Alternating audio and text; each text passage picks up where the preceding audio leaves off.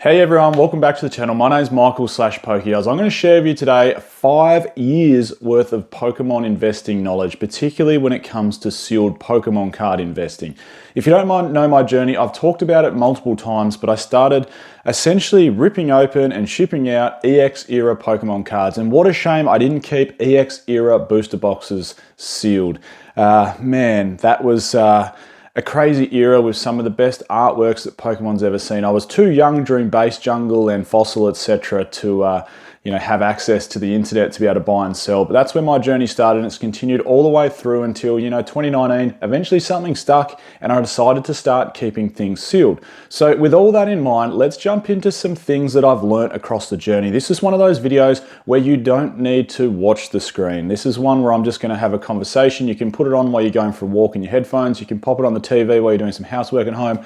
Or if you're going for a bit of a cruise, you can pop it on through YouTube in your car audio system and leave it running in there. So no need to have the screen up. You don't need to watch this video. Just tune in and listen. Before we jump into the video though, I did want to give a quick shout out to today's video sponsor, which is of course the Collector app. There'll be a link in the description to download that app. It is so good, and the improvements done to it lately are absolutely awesome. You can see proper realized gains. There's better ways to manage your portfolio and see what sort of gains you've had. So as a sealed or singles Pokemon card collector or investor, it is such a good app to use. So again, link in the description to download that one. Let's jump straight into it. The first thing that comes to mind when it comes to sealed Pokemon card investing in particular over the years is to diversify. And the reason I say that is you just don't know exactly what's going to go up. You can use your best nous and best ideas, and I talk about those tips on this channel multiple times across multiple videos and go, well, you know what? The chase cards are really important. Like, they matter so much when it comes to how good a set will perform in the future. But then so do print runs, and so does PSA population, and so does lots of things. And with all that in mind, sometimes a set can have somewhat lackluster Pokemon cards inside it, but at the end of the day, it gets so short printed that those lackluster Pokemon cards end up having quite low PSA 10 populations and quite low raw populations, and all of a sudden they shoot up in price. So what seemed like a bad set one day becomes a good set later in the future, or vice versa. What seems like a good set one day can get absolutely printed into the ground, crush the base price of a lot of the raw cards, oversaturate the PSA population, and therefore pull down the sealed price because of how much it's been printed. So one of the key things I would suggest doing, of course, there is tips and tricks that you can use to make better plays and better investments. Like at the moment, we can clearly say that Destined Rivals will probably be the best performing booster box of the whole Scarlet and Violet era. Like if we look back in 10 years time, taking into consideration all different print runs across all booster boxes from all Scarlet and Violet era, we can probably look back and go Destined Rivals will be the best performing booster box of the era. So people are buying it. It's got the best chase cards. It pays homage to the nostalgia of Team Rocket. Like, there's just so many good things to say about that Pokemon card set that it should just be the best performing. But that being said, we still need to diversify. And there's countless examples from countless eras in history where somewhat average Pokemon card sets have still performed really well, or somewhat average sealed products like Elite Trainer boxes for certain holiday sets have absolutely outshone and beaten other sets. Like, for argument's sake, just to give you one example, if we go back to Sun and Moon era for argument's sake, and we compare the holiday set Dragon Majesty to the holiday set Hidden Fates, and you look at the set list and you look at the chase cards, you would go, well, Hidden Fates should be absolutely smashing Dragon Majesty out of the water when it comes to a sealed product. But you know what the more expensive sealed product is? It's Dragon Majesty. It just doesn't make any sense. But if you look at the print runs behind those sets, how rare the Elite Trainer box is for Dragon Majesty versus Hidden Fates, it sort of gives you your answer. So I'm not going into a topic around all that. What I'm saying here in my first point to this whole sealed argument and this sealed topic and conversation we're talking about is to diversify. Now, the second point I really wanted to make is I still love collecting singles. I'm predominantly a sealed investor, and I'm sure a lot of you people watching this prefer singles over sealed. You might prefer slabs over raw. You might prefer slabs over sealed. You might also be a sealed investor and enjoy that concept of it. But for me, I will always say just buy the singles you want. And there's countless examples of this. I don't buy that many singles. Yes, I have a binder. Yes, I have some cards inside there I like. Yes, I still buy singles that I like. But one of my very, very close friends, he loves investing in singles. Not investing in singles, he loves buying the singles that he wants. And not only is it Pokemon cards, but it's other TCGs as well. Excuse me, NBA or NBL here in Australia. But I look back at some of the cards he's bought, and he's bought them purely because he likes them, because the artwork is amazing. And some of the examples I remember, like 2 years ago, buying a PSA 10 Lugia from Silver Tempest. Another example, buying the Mewtwo V-Star in a PSA 10 from Crown Zenith. And you look at those two examples, he purely bought them because that's what he wanted. He wanted them as part of his collection, with no want or need for those to go up in value other than the collectability of them. And then you look at them and look at the performance they've had over the times. So that's one bit of advice I will give people is when it comes to singles, singles can be super volatile. Trust me, there is countless plays you can make on making lots of money in singles. There's people recently over the last 12 months that have completed heavy buyouts on certain singles and they've watched them absolutely skyrocket up in price and they've sold them when they're at the new price. There's people that will buy multiple raw copies of cards, grade them, pick the best, send them off, get them graded, sell them as PSA 10s and 9s and, make plays and money off that way. Personally, I don't have the time for that. I'm way too time poor to play in that space.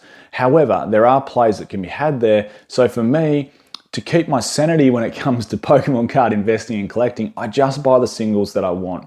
The third thing I wanted to talk to you about is this concept, and if you're an Aussie bit of rock punk fan, you might know the band Grinspoon. And Grinspoon had a song, although it's a very old saying. It's not just the title of the song, but all that glitters is not gold was some lyrics in one of their songs. And that sort of rings true in the Pokemon card investing world. If we rewind the clock back to 2020, Vivid Voltage just come out, and it was so hot. Like, it was impossible to buy at retail price because the demand for Pokemon cards with COVID and everyone stuck at home and supply chain issues and influencers coming into the space and the rise of the Pokemon YouTuber, etc., and the rise of people watching videos of people ripping open cards was coming into play.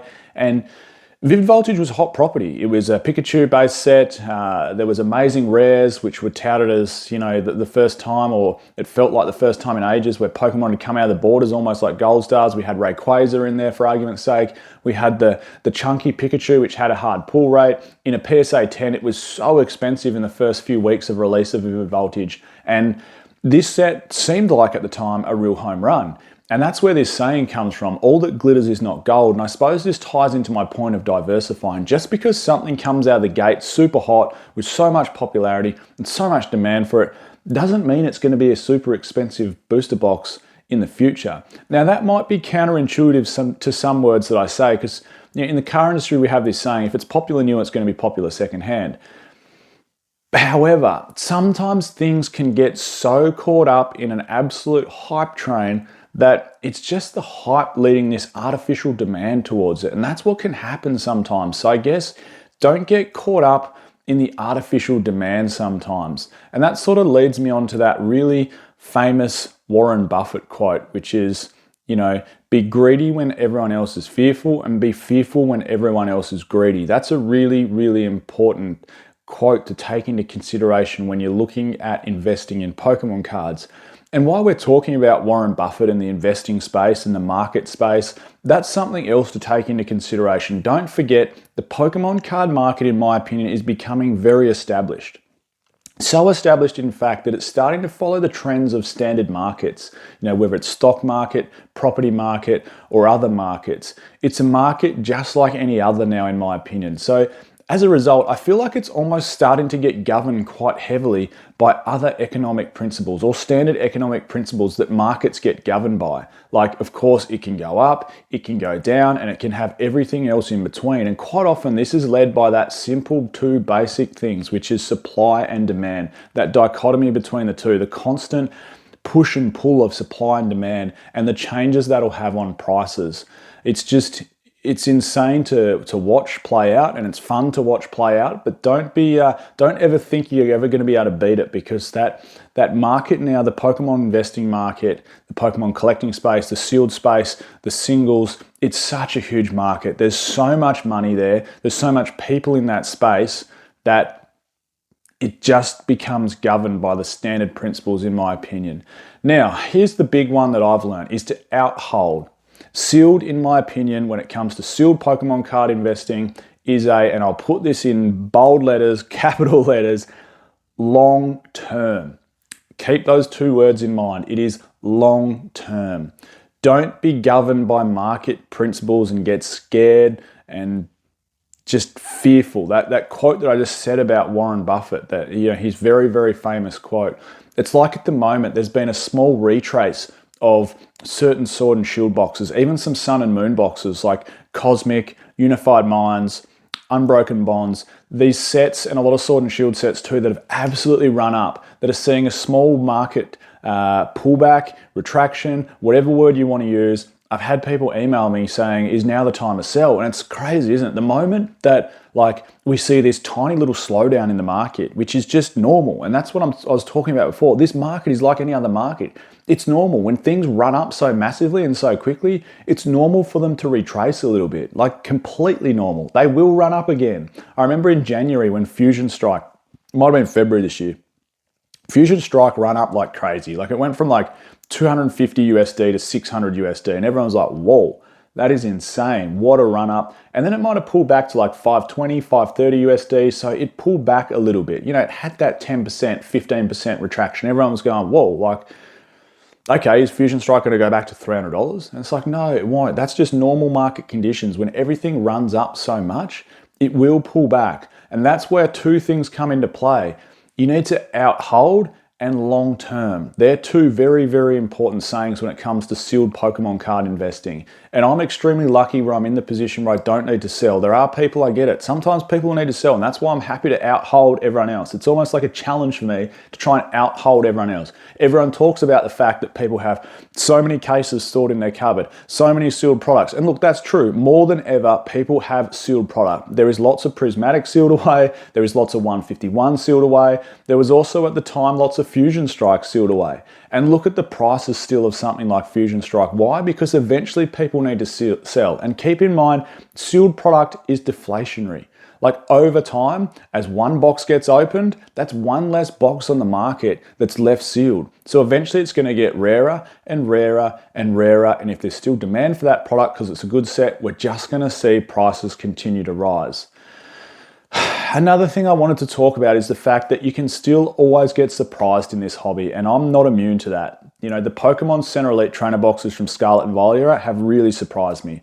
I get it. I thought they were going to perform really well, especially with the stamp promo, but to see an Obsidian Flames, which is a somewhat lackluster set, the Pokemon Center Elite Trainer box perform the way it has, solely based off that promo, like that has actually properly shocked me. Okay, I get it. You know, it's rare. It's hard to grade a 10. As a 10, it's worth lots of money. So therefore, the sealed product's worth lots of money. Like, makes perfect sense. But still, it's surprising, isn't it? It's crazily surprising. And while we're on the topic of really expensive cards, the most important thing still when it comes to a sealed product is the chase cards and the flipping to a PSA 10 price of that chase card. That is the most important thing to the future success of a sealed product. So, okay, let's talk about print runs. Everyone will go, well, print runs is just as important. Yeah, okay, it is important. It's very important. But for a sealed product, that rarity is important. But the cost of the chase cards, in my opinion, is so much more important. The two go hand in hand. The two definitely go hand in hand. Like if it's a rare product and there's not too much of it printed, well, we're probably going to have low PSA 10 populations. Therefore, they're going to be more expensive. Just like that Pokemon Center Elite Trainer Box Charmander that I was talking about. So the chase cards are so important. That's why I always harp on about the top 5 or top 10 chase cards inside a set. But then also the PSA 10 price. People love to gamble. Not only will they gamble to pull the chase card, they'll then gamble to get that chase card in a PSA 10. And that's why something like a Paldea Evolved from Scarlet and Violet, one of the earliest booster boxes, of course, has performed so well. Just because of the chase card. It's literally because of Magikarp. Take Magikarp out of that set, it would not be performing as well as what it's performing. It's performing so well because that Magikarp is expensive raw, but its PSA 10 price, based on how hard it is to gem into 10, multiplies so much. That's what's driving the price of that booster box. The fact that you've got that card inside it. It's like when we go back to, and I was talking about EX era, when we go back to look at EX era booster boxes and the ones that are most expensive, it's the ones that have the most expensive chase cards inside them and the most expensive PSA 10. So we look at just two examples. Like we compare something like an EX Power Keepers, which has, pretty poor chase cards in the grand scheme of things, versus an EX Team Rocket Returns, where of course we can pull some mega chase cards like that Torchic, and then we go to something else like an EX Deoxys, where we can pull the Gold Star Rayquaza, which is worth heaps of money in a PSA 10. They're way more expensive booster boxes than, of course, EX Power Keepers. And if we go something more modern, like we look at XY or like Steam Siege with next to no chase cards versus something like a Phantom Forces, which has some awesome chase cards in there. Not only does it have that first silver card, but it has some Ripper, Gengar chase cards inside there. And as you can see quite clearly that over the years, every generation of Pokemon cards, the more expensive the chase cards, the better chase cards, the more expensive the PSA 10 copies of those chase cards, the better the sealed product's going to perform. There's some things that I've learned over 5 years of investing in the hobby. I'm Michael, this is PokeOz, and I'll catch everyone next time.